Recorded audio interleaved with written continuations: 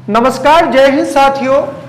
आज हम आप लोगों के लिए भारतीय संविधान के 50 चुनिंदा प्रश्नों को लेकर के आए हैं, जिसे अभी हम सॉल्व भी करेंगे और आप लोग भी इसको सॉल्व करके देखिए कितने प्रश्नों को आप लोग टच कर रहे हैं और कमेंट के माध्यम से आप जरूर बताएंगे कि आपने कितने प्रश्नों को सॉल्व किया है। तो चलिए, जैसा कि अभी स्क्रीन पर आपको दिख रहा है, लिखा है हमारा भारतीय संविधान पर 50 महत्वपूर्ण प्रश्न। तो पहला नंबर हमारा प्रश्न है कि भारतीय संविधान कब अंगीकृत किया गया था। देखिए, इसमें क्या थोड़ा सा ट्रिक है। अंगीकृत का मतलब क्या होता है? बनकर तैयार होना, और अंगीकार का मतलब होता है लागू होना।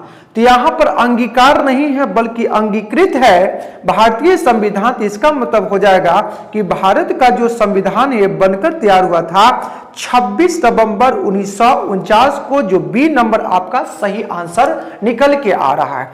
चलते हैं दूसरे नंबर प्रश्न की ओर कि भारतीय संविधान को बनने में कितना समय लगा था। तो इसमें लिखेंगे हम लोग बी नंबर 2 वर्ष 11 महीना 18 दिन। अगर आपसे पूछे कि भारतीय संविधान को बनने में कितने दिनों का बहस चला था, तो लिखेंगे 114 दिनों का इस पर बहस चला था। चलते हैं तीसरे नंबर प्रश्न की ओर। आशा करते हैं कि आप लोग सही आंसर दे पा रहे होंगे। देखो, तीसरा नंबर प्रश्न है कि संविधान सभा की पहली बैठक कब हुई थी। तो आंसर लिखेंगे ए नंबर, यानी 9 दिसंबर 1946 ईस्वी को। कहां पर? तो दिल्ली में। कहां पर? दिल्ली में। अगला क्वेश्चन है कि संविधान सभा के अस्थायी अध्यक्ष कौन थे। ये क्वेश्चन पूछा जा रहा है, तो बी नंबर मारना इसमें डॉक्टर सच्चिदानंद सिन्हा। ये क्या थे? टेम्पोररी थे, यानी अस्थायी सदस्य थे। किसका? संविधान सभा का। अगला नंबर क्वेश्चन देखो,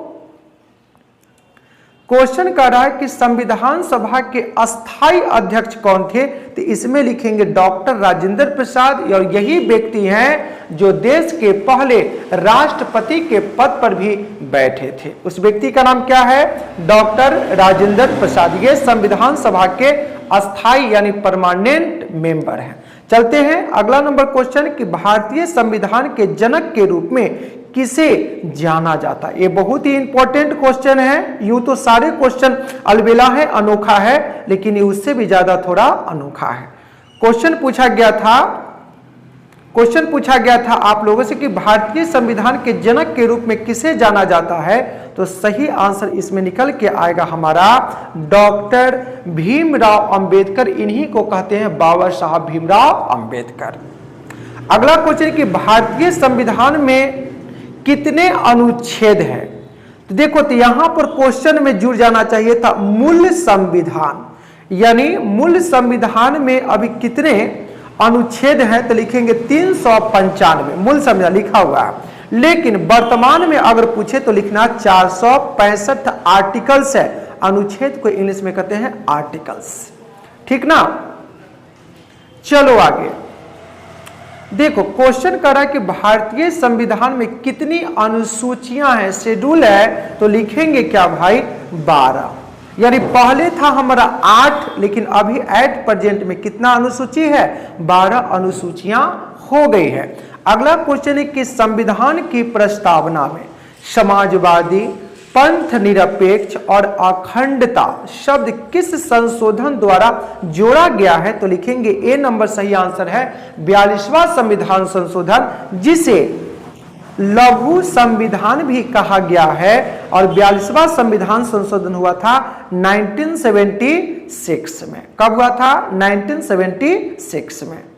चलते हैं अगला नंबर क्वेश्चन। देखो, आपके स्क्रीन पर दिख रहा है हम भारत के लोग, be the people of India शब्द भारतीय संविधान में कहां से लिया गया है।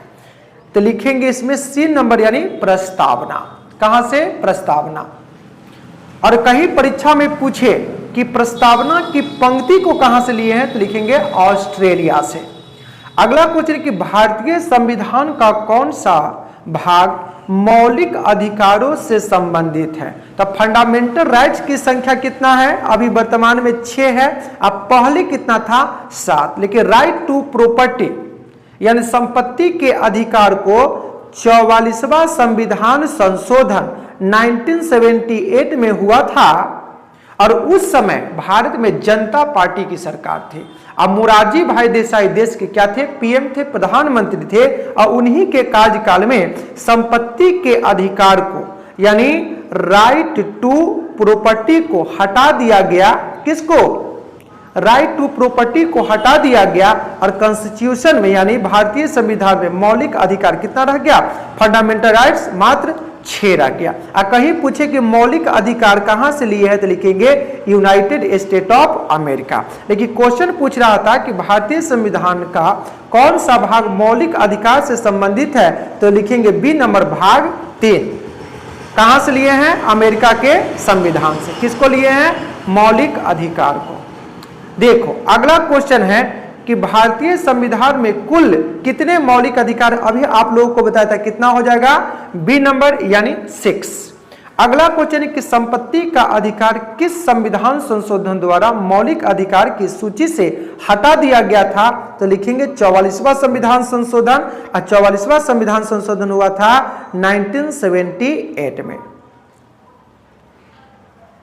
कब हुआ था? 1978। अगला नंबर क्वेश्चन देखो भारतीय संविधान का कौन सा अनुच्छेद जीवन और व्यक्ति स्वतंत्रता के अधिकार से संबंधित है? सी नंबर मानना यानी अनुच्छेद यानी आर्टिकल्स 21। अगला क्वेश्चन है कि भारतीय संविधान का कौन सा अनुच्छेद अस्पृश्यता का अंत से संबंधित यानी छुआछूत लिखेंगे आर्टिकल 17 यानी 17। देखो सारे इंपॉर्टेंट क्वेश्चन है भारतीय संविधान से, तो विभिन्न प्रतियोगी परीक्षा में अक्सर ये क्वेश्चन को रिपीट किया जाता है, तो इसी ख्याल से आप लोगों के बीच ये क्वेश्चन लाया गया है। अगला क्वेश्चन है कि भारतीय संविधान का कौन सा भाग राज्य के नीति निर्देशक सिद्धांत directive principles of state policy से संबंधित है? लिखेंगे भाग 4। कितना? भाग 4। अगला क्वेश्चन देखो, क्वेश्चन कह रहा है हमारा कि राज्य के नीति निर्देशक सिद्धांतों को किस देश के संविधान से लिया गया?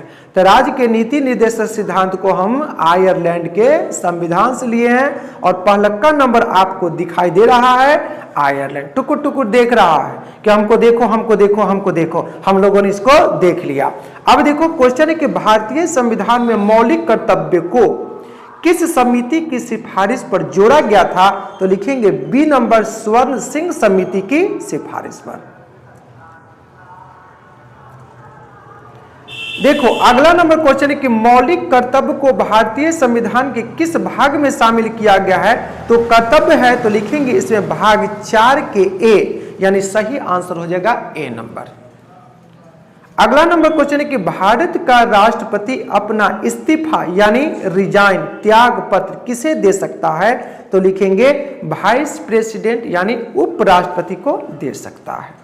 राष्ट्रपति बनने के लिए चाहे उपराष्ट्रपति बनने के लिए चाहे राज्य का राज्यपाल बनने के लिए, तीनों के लिए एज का कैटेगरिया है कितना?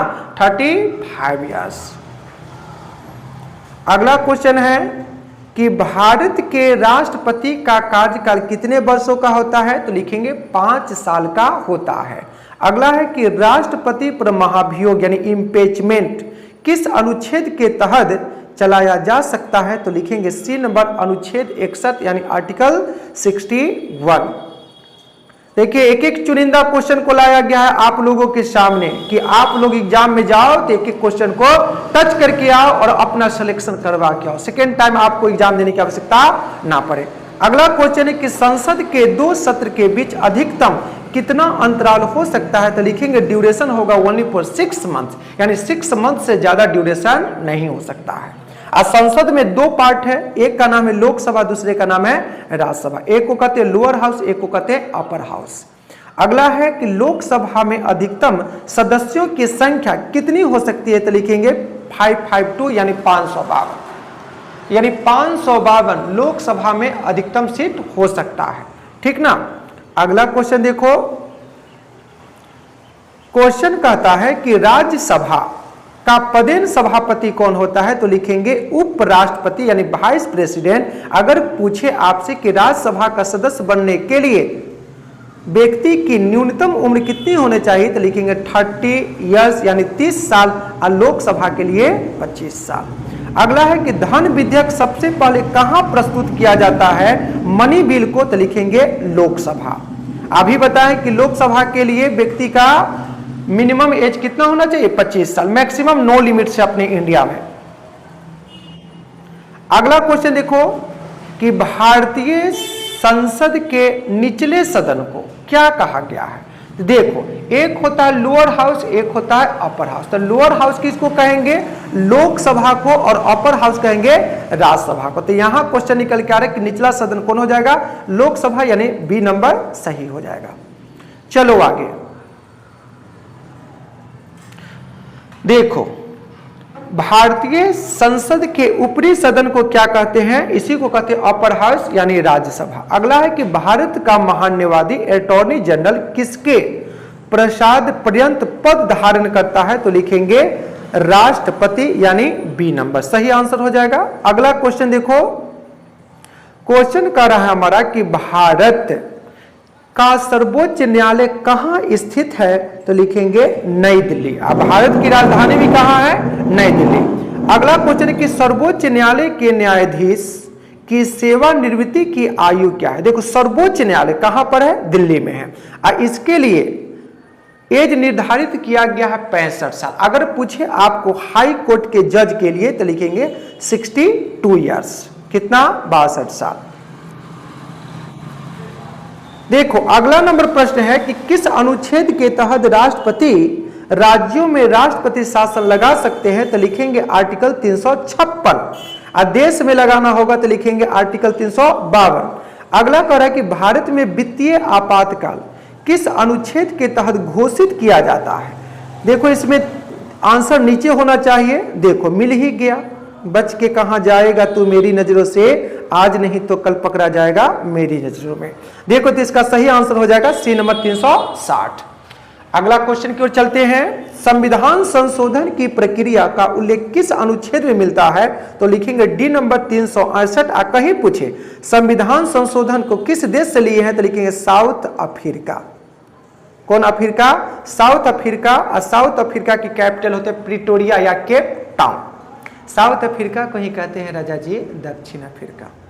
चले आगे देखो बउआ, अगला नंबर क्वेश्चन है किस संविधान संशोधन द्वारा मतदान की आयु 21 वर्ष से घटाकर 18 वर्ष कर दिया गया? तो सी नंबर सही आंसर होगा 61वां संविधान संशोधन हुआ था। 61वां संविधान संशोधन कहिया 1989